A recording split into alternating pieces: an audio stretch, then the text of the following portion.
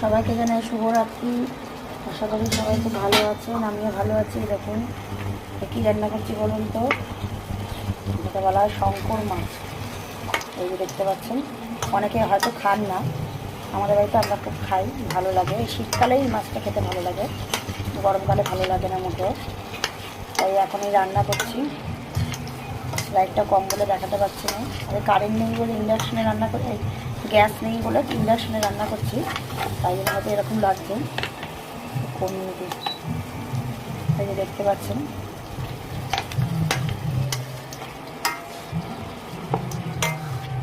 এখন কষা কষা হবে।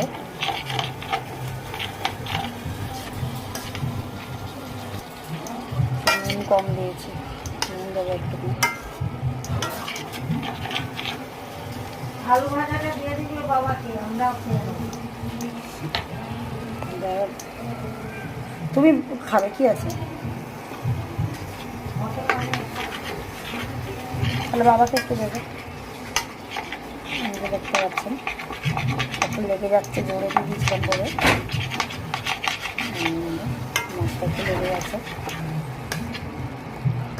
এটা এখন কষা কষা রান্না করবো।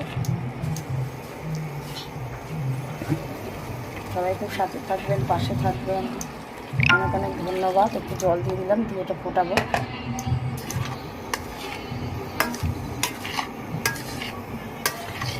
একটু লঙ্কার গুঁড়ো দিয়ে দেবো, লালটা কম হয়েছে তাই জন্য।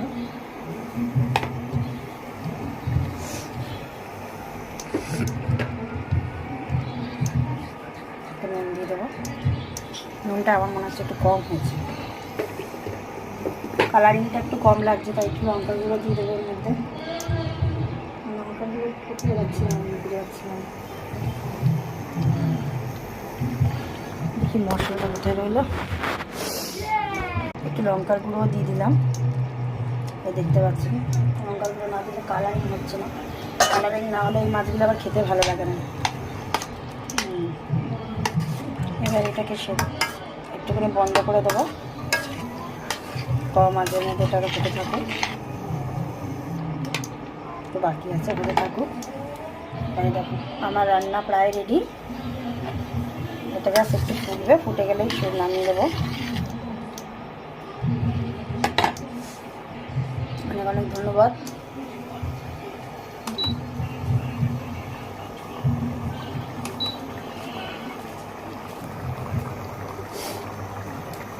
দেখতে পাচ্ছি তেল ছেড়ে দিয়েছে।